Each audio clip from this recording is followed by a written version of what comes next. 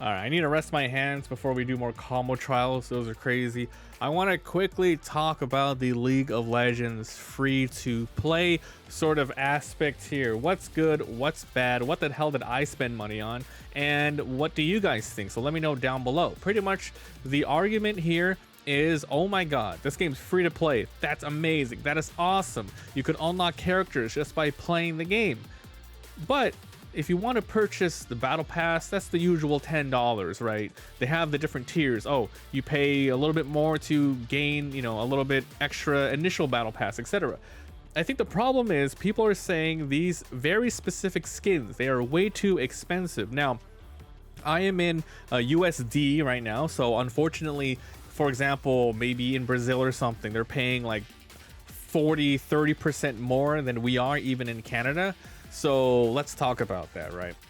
All right, so here are some of the skins here. You can see these are the ones in the current shop. This is the day of the game coming out in early access. Anyone can download and play it.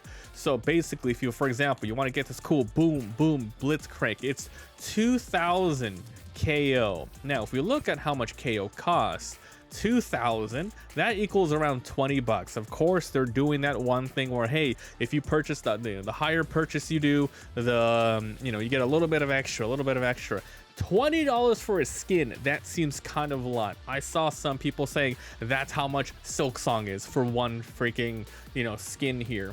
And what I have to say about that is the game is free, and that's why these things are so expensive. The game has been in development for so long, they have not yet seen a single penny come from the client itself. People have been doing, tournaments and stuff, but I don't know how much of that actually goes back to Riot themselves. But remember, this is the same company that does the League of Legends. It's the same company that does Valorant. Their skins, they are so used to, the MOBA people, the people who play the FPS games, they're so used to these skins being these sort of prices. And I think a lot of the discourse, at least from what I've seen, like I go to a lot of the people streaming this game, a ton of fighting game pros.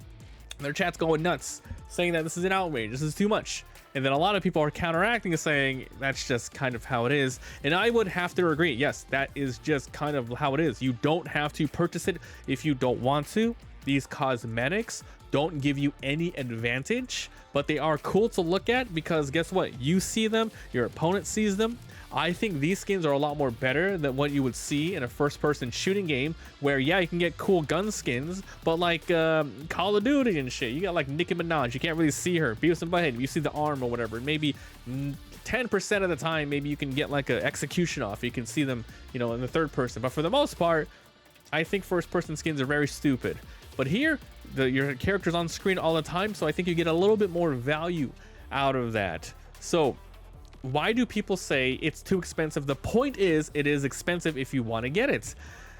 I feel like maybe if they lowered it down to $10 a skin, isn't that weird to say like, hey, these skins should be a lot less? I do agree it should be less, but at the same time, you don't have to purchase it. Now, really quick, what the heck did I purchase?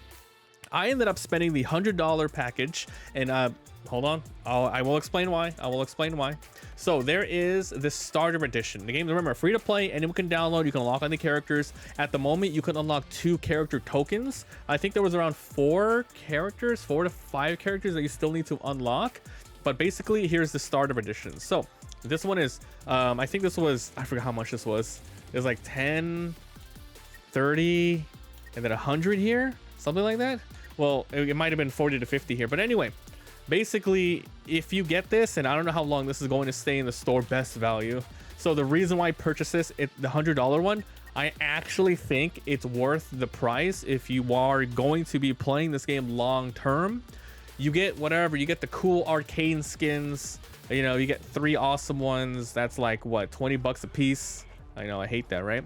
But then you get like extra cosmetics plus that KO screen thingy. But the thing on the bottom right, where it has those 8 character unlock tokens and the 5,000 KO, that's the reason why I'm buying this one. I plan to play this game a lot, and with those 8 tokens, you could just buy this one too if you want, but I wanted the extra little 5,000 plus the skins here.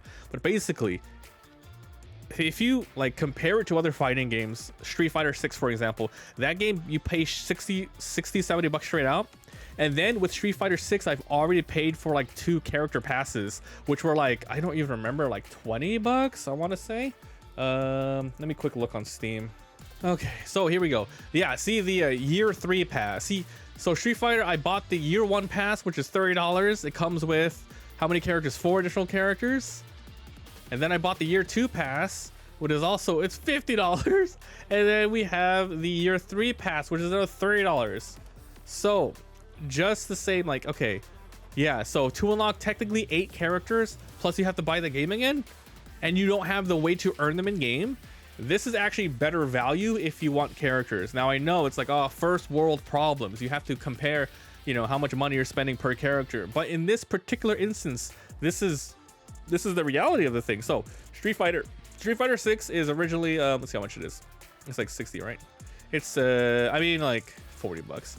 It was like 40 bucks, 50, 60, depending if you get the other stuff, right? And then you got to spend 30 bucks more, and then 50 bucks more. That's 80 bucks already. And then plus another 30. So, and that's like without all this stuff. So it's like pretty fair if you compare everything that you got from that game into this game, and you get all those extra tokens and the extra 5,000 KO points, which can be also used to unlock characters or get more skins.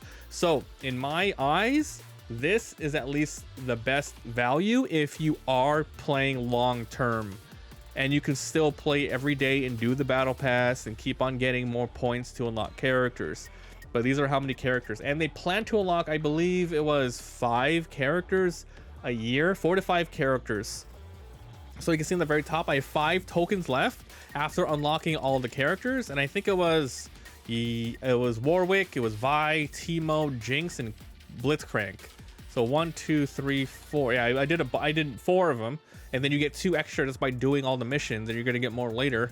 But basically, if you know, it sucks that the skins are that expensive, and I really think it should be like 10 bucks max, because a lot of people will be buying them and they do look cool and people do want to support the game.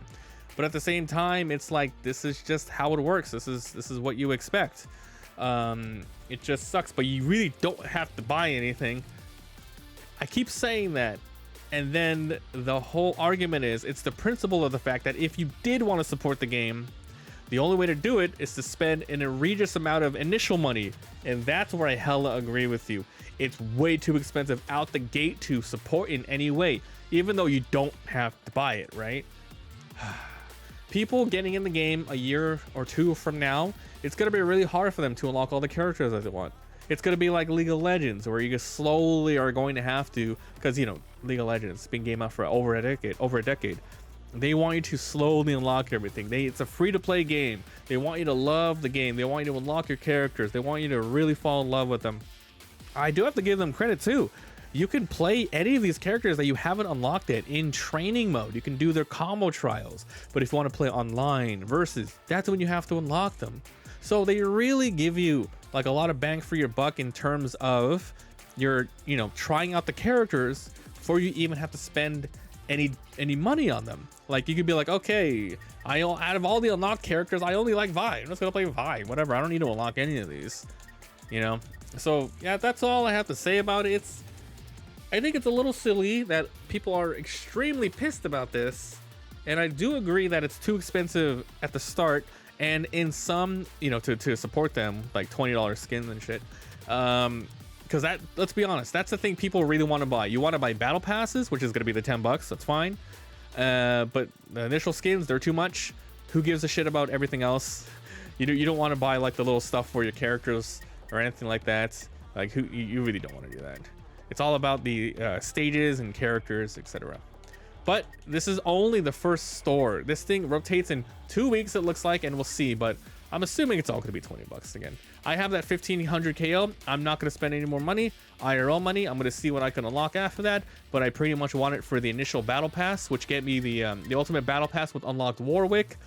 So yeah, I want to just hear what other people have to say about this, because I mean, it really isn't a problem. It's a first world problem. Play the game, have fun, unlock the very specific characters you want, and if you want more, then I mean, man, you're greedy. If you want to unlock everything, you're a little greedy. Spend a little bit of that money. So I'm in a fortunate situation where, yeah, I can spend the 100 here up front, because I know I'm going to play this long term, and I'm going to get my money's value back in terms of champion tokens. And then another argument, all of this is inflated. It's all basically a made-up economy that it made me feel like I'm getting the value to unlock digital goods. And I have to say, yeah, that's kind of how a free-to-play game works these days, especially when they spent so many years, 5 years working on this game. They're finally starting to sell things. So that's just how I feel about things. But let me know in the comments what you guys think. I'll see you guys next time. Bye. I'll be uploading footage on the Let's Play channel if you want to see that, or Twitch.